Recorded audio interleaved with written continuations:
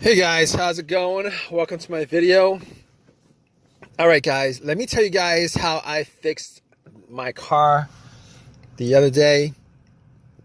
So I was out of the park, did a 1 hour jog, came back to my car, ready to go home, try to start it. It cranked, but it did not turn over. It kept on cranking, but it did not turn over. And I must have tried to crank it at least, I would say like 15 times within the course of me trying to figure it out, what the problem was. All right. So I'm like, okay, what could this situation be, considering I did change the battery up. I changed the battery maybe 2 months ago. It's got a brand new battery. It's not the starter. I know 100% it's not the starter. Obviously, it cranks. The starter cranks the car. It cranks. So I'll rule out the starter. Everything having to do with the starter, ruled out. And basically, it was a strong crank. So I was pretty sure it wasn't the battery. But just in case, I turned on the light. The headlights went out. See how bright they are, and they were pretty bright. So I was like, it probably isn't the battery. I was thinking maybe I had a defective battery, but I was pretty sure it wasn't the battery. All right, it wasn't a slow crank. It wasn't like, it wasn't a slow crank. It was a strong crank. But here's what I did anyway. I actually got my power pack, put it on, and try to crank it that way, just to make sure it's 100% not the battery. And it cranked. It wouldn't start. Did the same thing. Definitely wasn't the battery. And on top of that, I was looking around just to make sure that my terminals were clean and tight, because I did clean the terminals. I did tighten them up 2 months ago. I didn't think that it was going to be corroded after 2 months, and they weren't corroded after 2 months. So I was like, all right, okay, I know what the obvious is, but I'm going to go through these steps, just to make sure that I pretty much troubleshoot the easiest things, and then I'm going to go to, the bigger issues. So at that point, I knew it wasn't the starter. Obviously, it's not the alternator. I ruled those things out. You guys in this situation, you guys don't want to start ruling things out as what the issue is. It won't be the starter. If it's a strong crank, it's not the alternator. If it's a slow crank, wait. If it's a strong crank, it's probably not the battery. If it's a slow crank, it's possible that it is the battery. But just to rule it out, you guys should probably at least try to give it a jump. This situation, just to make sure it's 100% not the issue. All right. So it's not a slow crank. It's a very strong crank, and it cranks up pretty strong. All 15 times that I try to crank it up. So I can rule out those things. Check all the terminals, rule that out. And the negative wire, I could rule that out too, because I wouldn't be getting a strong crank. Well, it's possible. It's possible that it could be the negative ground wire that could cause that issue. It's very possible, maybe. But I was getting a strong crank, so I was pretty sure that all the wiring were tight and good, and it wasn't with the negative or the battery or any of the other stuff. So moving on from that, I'm thinking to myself, okay, maybe it's a fuse. Maybe it's a fuse, the fuel pump. Maybe it's a relay to the fuel pump. Maybe it's the fuel pump itself. Could be the car's computer, all of those things. All right, and I'm going to help you guys troubleshoot this because I troubleshooted it. All right, it's how I troubleshoot this whole entire issue. All right, you guys have this situation.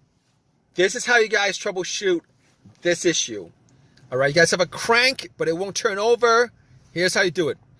All right, maybe it's the car's computer. Now, I was not getting a check engine light on the car. I was not getting a check engine light on the dash. So I could pretty much rule out a whole bunch of things. All the sensors, all the things that be caused by the sensors, I could pretty much rule out. There was no check engine light. And I'll tell you guys what, when I actually, when I actually put an OBD2 on it, okay, when I put an OBD2 on it, first of all, it actually read. It ran through the scan, gave me a whole readout. So I knew that it was probably not the car's computer to begin with. That's very important. There are situations where the car's computer has issues communicating with the car itself, whether it's a wiring issue, whether it's a blown fuse issue, a short or whatever. Sometimes that occurs. And when that occurs, it will cause the car to crank but not start. All right, and there's a whole host of things I could run down with this, but I could rule out that. All right, and the fact that there was no check engine light on the dash, and then when I read the whole OBD2, there was not a single code that came up. I could rule out anything having to do with the mass airflow sensor, could rule that out. I could rule out the crankshaft, camshaft. I could rule all that out. And I could probably rule out the throttle position sensor on top of that. So if you guys are probably thinking it's probably one of those sensors that's causing it, one of those things that's causing it, if it's not coming up, if you guys don't have a check engine light with this no crank, with this crank but no start issue, it's a crank but no start issue, you guys probably rule out all those things that has a sensor connected to it, which is a whole host of things. All right, and this situation pretty much simplifies a whole lot of things as far as troubleshooting this issue is concerned with a crank no start issue. All right, so let's go down from there. All right, now I'll tell you what. All right, I wasn't able to get my car started at the park, so I had to call AAA, had them tow my car to my house so that I could actually do a bunch of tests. I didn't have my tools with me, so I wasn't able to get it started. All right, I assumed that it was a couple of things. So when I got home, I had to pretty much go through all the fuses. All the fuses were good. All right, all the fuses were good. So next up would be the relays. I assume in this situation that it was probably either going to be a fuel issue, like maybe a relay or a fuse connected to the fuel pump that would cause this situation. All right, so I tested out all the fuses. It wasn't that. As far as the relay was concerned, I did swap out the fuel pump relay with another relay, with a similar relay, with the same exact number. So it was I did swap out one of the relays for the fuel pump relay, and that didn't do anything as far as that situation is concerned. So at that point, I was thinking, all right, I got to figure out whether it was the fuel pump that was causing this situation. All right, definitely was sure it was not the relay. And on top of that, I actually